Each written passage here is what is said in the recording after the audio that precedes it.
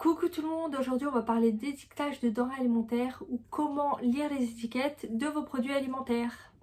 Donc cette vidéo elle convient à tout le monde, mais aussi aux étudiants en diététique qui veulent revoir leur chapitre sur l'étiquetage des denrées alimentaires justement parce que je vais rappeler quelques points.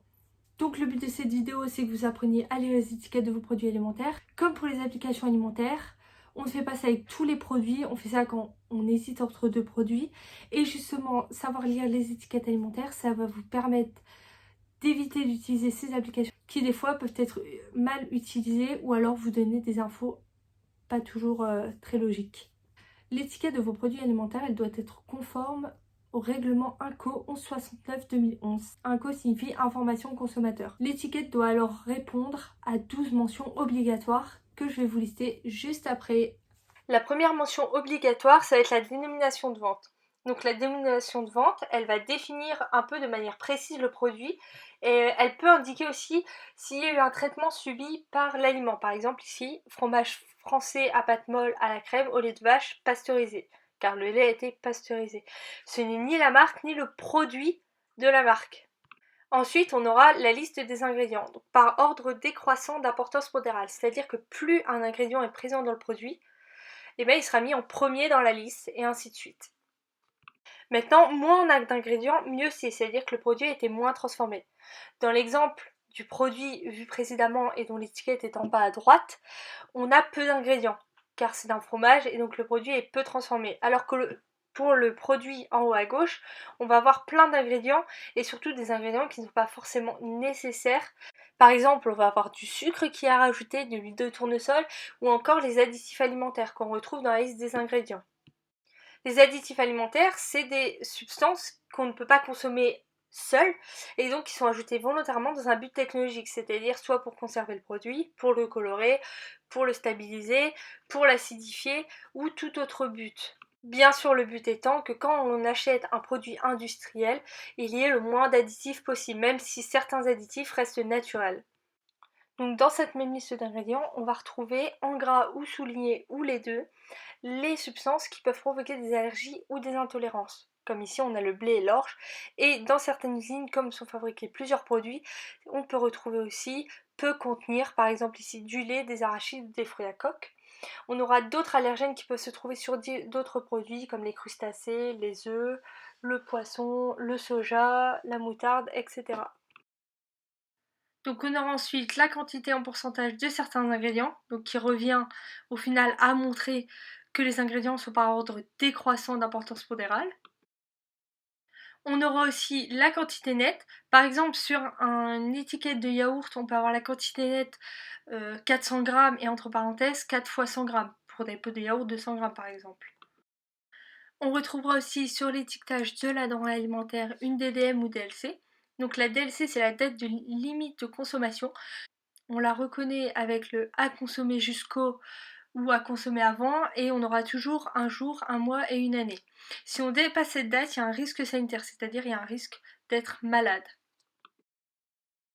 Souvent, cette DLC, on va la retrouver sur des produits comme la viande, le poisson et certains produits laitiers. Ensuite, on peut aussi retrouver la DDM, donc c'est la date de durabilité minimale. On la reconnaît avec le à consommer de préférence avant, et donc souvent on va avoir plus un mois et une année. Si on dépasse cette DDM, il n'y a pas de risque sanitaire, donc pas de risque de tomber malade, mais on va avoir plutôt une diminution de la qualité organoleptique, donc c'est-à-dire par exemple au niveau du goût ou encore de l'odeur. Il y a des produits qui n'ont ni DDM ni DLC, comme le vinaigre, l'huile, c'est parce qu'ils se conservent indéfiniment et qu'ils n'ont pas besoin de DDM ou de DLC. Ce qu'on trouve à l'intérieur permet leur conservation. Et on va avoir des produits comme les yaourts, par exemple les yaourts nature, qui vont avoir une DLC, donc il faut faire attention à ne pas dépasser la date. Toutefois, par exemple pour les yaourts nature, on peut dépasser la date d'encore 2 semaines. Certains produits comme la viande, il faut éviter, mais tout ce qui est yaourt, vous pouvez encore dépasser la date de 2 semaines sans aucun risque sanitaire. On retrouvera aussi les conditions particulières de conservation, le nom ou la raison sociale et l'adresse de l'exploitant ou de l'importateur, le pays d'origine, donc surtout pour les produits d'origine animale, donc on retrouvera l'estampille sanitaire comme sur l'image, et le mode d'emploi, c'est au cas où l'absence de ce mode d'emploi rendrait difficile un usage de la denrée alimentaire. Et on pourra retrouver pour les boissons qui titrent à plus de 1% d'alcool en volume, le titre alcoométrique volumique acquis. Donc ensuite, on a la déclaration nutritionnelle et il y a une obligation de préciser pour 100 grammes ou 100 ml. Elle se fera toujours pour 100 grammes ou 100 ml de denrées alimentaires, mais on peut aussi la trouver pour des portions. On peut trouver des portions, que ce soit pour des biscuits, des céréales, etc. Dans cette déclaration nutritionnelle, on va trouver en premier lieu l'énergie, donc avec les chiffres sous forme de kilojoules ou de kilocalories. Cette énergie n'est pas la priorité dans la lecture de l'étiquette car elle va dépendre forcément des teneurs en macronutriments que sont les lipides, les glucides et les protéines. Donc ensuite on va trouver les matières grasses qu'on appelle aussi lipides, donc les matières grasses totales, et on peut lire dont acides gras saturés. Les acides gras saturés, ce sont les acides gras à limiter car ils sont athérogènes, c'est-à-dire qu'ils peuvent boucher les artères. Toutefois, ce n'est pas interdit d'en consommer, et on peut consommer des produits avec beaucoup d'acides gras saturés. Maintenant, il faut quand même les limiter et vérifier qu'on ait plus d'acides gras insaturés qui ne sont pas présents sur la déclaration nutritionnelle que d'acides gras saturés. Ensuite, on trouvera les glucides, donc qui réunissent les sucres lents, les sucres complexes et les sucres rapides, simples. Donc les glucides réunissent l'amidon et les sucres simples qu'on peut trouver à don sucre. Sucre avec un S car ça ne concerne pas seulement le sucre saccharose comme le sucre de table on va dire, mais ça concerne aussi le glucose, le fructose qu'on peut retrouver dans les fruits, ainsi que le lactose qu'on peut retrouver dans certains produits laitiers.